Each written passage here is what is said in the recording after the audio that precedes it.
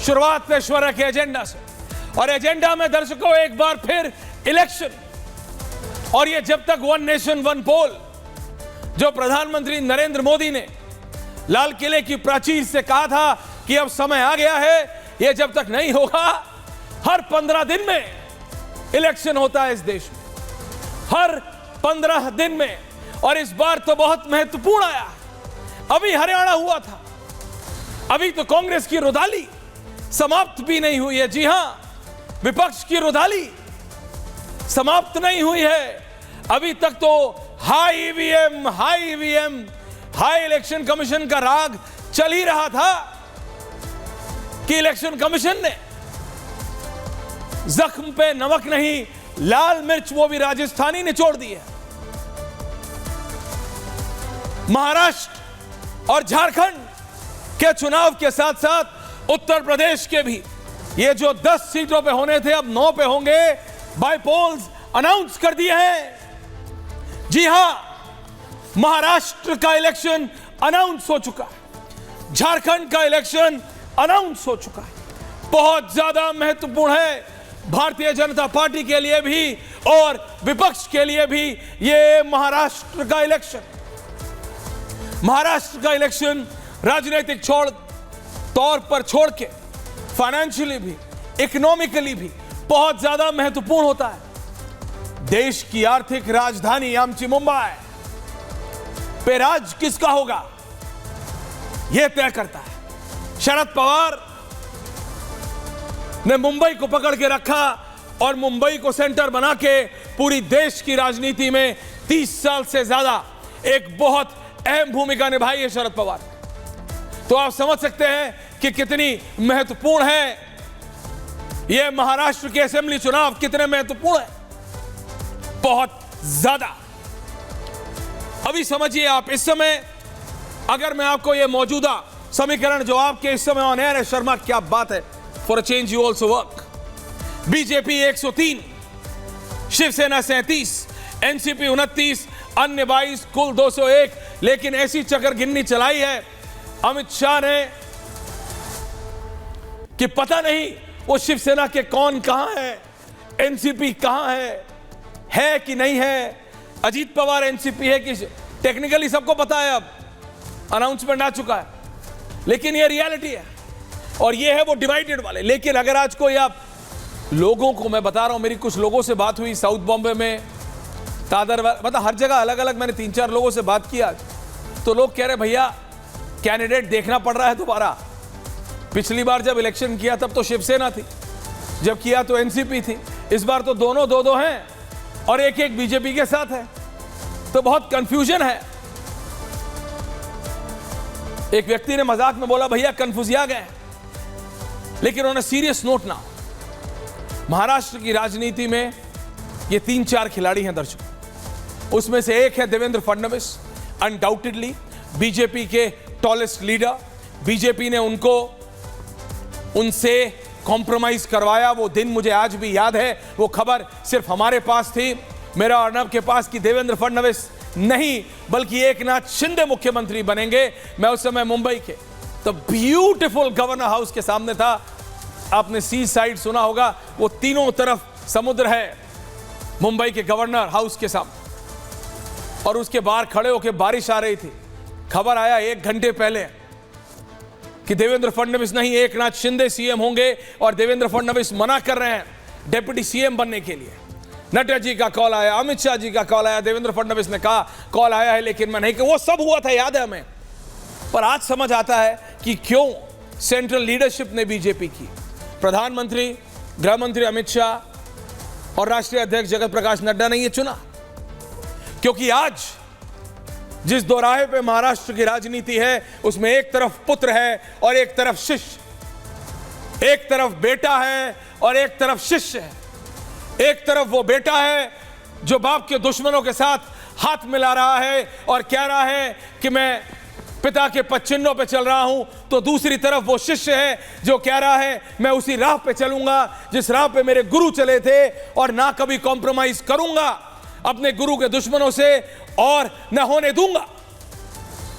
एकनाथ शिंदे ने जब BJP join की तो इसी शर्त या इसी मुद्दे पे की कि जो स्वर्गीय बाला साहब के पुत्र हैं वो कॉम्प्रोमाइज कर रहे हैं बाला साहब के वैल्यूज से। वो उनकी मराठी की स्पीच का ट्रांसलेशन आज भी मेरे पास है। उन्होंने कहा कि जिंदगी भर बाला साहब ने कहा, हमें सिखाया, ये एक शिष्य बोल रहा था कि कांग्रेस से समझौता नहीं करना, सोनिया गांधी से समझौता नहीं करना, शरद पवार से समझौता नहीं करना, तो फिर कैसे और क्यों?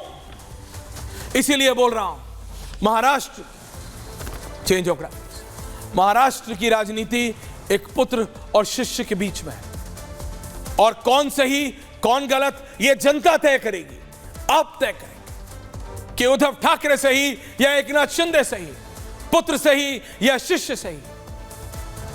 सिर्फ वो इसलिए सही पुत्र क्योंकि वो अपने पिता के बेटे हैं, या वो शिष्य जिसने अपने गुरु की हर बात को, जिसे कहते हैं ना कि लकीर के फकीर लेकिन हिले नहीं, जो सिखाया था गुरु ने उस पर चले। लेकिन लोग कहते हैं सीएम बनने के लिए एकनाथ शिंदे ने कॉम्प्रोमाइज कर लिया, तो उस पर शिवसेना या एकनाथ शिंदे कहते भैया सीएम नहीं, सोनिया गांधी से कॉम्प्रोमाइज ना करे इसलिए छोड़ा था, और सीएम बनने के बाद भी बोला था आप एक साथ आ जाइए, ये आप ही की पार्टी है, आप बनिए सीएम। उद्धव साहब ने मना किया। ये एकनाथ शिंदे के एक नहीं 4 बार बयान है। तो बहुत कंफ्यूज्ड सिचुएशन है पॉलिटिकली स्पीकिंग इन महाराष्ट्र। हालांकि किसी राजनेता से बात करिए तो बोले बिल्कुल सुपर क्लैरिटी है, लेकिन मैं जनता के पर्सपेक्टिव से बोल रहा हूं। लोगों से बात करने के बाद आखिरकार एक समय के बाद दीपक दादा, लोगों को फर्क नहीं पड़ता कौन किस पार्टी में है, यह फर्क पड़ता है कि उनका काम क्या हो रहा है। महाराष्ट्र में सड़कों की प्रॉब्लम एज यूजुअल, महाराष्ट्र में बाढ़ की problem as usual, Maharashtra Mumbai से बाहर भी है लेकिन उसके बारे में कोई सोचता है या नहीं, यह बड़ा मुद्दा है। मुंबई देश की वित्तीय राजधानी है, लेकिन महाराष्ट्र में आज भी लोग सूखे से, किसान आत्महत्या करते हैं अपनी क्रॉप खराब हो जाने, अपनी फसल खराब हो जाने पे। ये रियलिटी है महाराष्ट्र। शरद पवार साहब, sugar industry, sugar lobby Maharashtra में बहुत स्ट्रांग थी, आज कहां है ये देखना पड़ेगा। महाराष्ट्र की राजनीति सिर्फ मुंबई सिटी की राजनीति नहीं है, वो आशीष शेलार पे छोड़ दीजिए।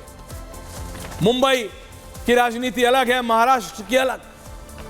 और मैं जो ये आपसे 2 नेताओं की बात कर रहा था, इस पे बात आ रहा हूं क्योंकि समाजवादी पार्टी भी कहीं ना कहीं महाराष्ट्र के इलेक्शन में घुस गई। एकनाथ शिंदे कहते हैं कि हिंदुत्व पर कोई समझौता नहीं होगा। Can I have the Eknath Shinde and Uddhav Thackeray graphic now on my right and left? Sharma. Eknath Shinde कहते हैं दीपक दादा कि ये बाला साहब की शिवसेना है, हिंदुत्व पर कोई समझौता नहीं। उद्धव ठाकरे पर यह लगता है कि हिंदुत्व विरोधियों के साथ चले गए उद्धव ठाकरे। एकनाथ शिंदे कहते हैं कि आज भी हम गर्व से कहते हैं कि हिंदू हैं। उद्धव ठाकरे राम मंदिर की प्राण प्रतिष्ठा से दूर रहे। उद्धव ठाकरे, एकनाथ शिंदे की सेना कहती है कि देश के आगे कुछ भी स्वीकार नहीं, देश के आगे कुछ भी स्वीकार नहीं, ये एकनाथ शिंदे की शिवसेना कहती है। तो उधर एनआरसी पर उद्धव ठाकरे की राय अलग है, ये आपको पता है एनआरसी पर। और हालांकि स्वर्गीय बाला साहब की क्या स्टैंड था पाकिस्तान में हमारे हिंदू भाई बहनों का या बांग्लादेश में हमारे हिंदू भाई बहनों पर, यह सबको पता है। एकनाथ शिंदे की सेना कहती है कि कांग्रेस से कभी ना हाथ मिलाया था, ना मिलाया है, ना मिलाएंगे। तो वहां यह आरोप लगता है उद्धव ठाकरे की शिवसेना पे कि सत्ता के लिए सोनिया और शरद पवार से हाथ मिला लिया, जो कि चिर प्रतिद्वंदी रहे स्वर्गीय बाला साहब के जिंदगी भर। एकनाथ शिंदे कुर्सी से दूर रहकर वे कहते हैं कि जैसे बाला साहब हमेशा कुर्सी से दूर रहकर सत्ता केंद्रित की थी, उद्धव ठाकरे ने, उनके सुपुत्र ने सीएम बनने के लिए बीजेपी से गठबंधन तोड़ दिया। वो 2.5 साल वाला फॉर्मूला जो कि अमित शाह ने और बीजेपी ने कैटेगोरिकली डिनाई कर दिया था कि ये कभी बात ही नहीं हुई, उसकी वजह से। लेकिन फिर पलटवार आता है एकनाथ शिंदे के ऊपर, त्यागी जी, कि भाई खुद सीएम बनने के लिए उन्होंने तोड़ दिया और आरोप एकनाथ शिंदे पे लगाया। इसीलिए मैं कह रहा हूं, ये जो पुत्र और शिष्य के बीच की अब लड़ाई है, इसका लिटमस टेस्ट डिसाइड जनता करेगी। इसमें कोई फिल्टर पेपर नहीं है, फिल्टर पेपर जनता है। जनता विल डिसाइड ये ठीक या ये ठीक।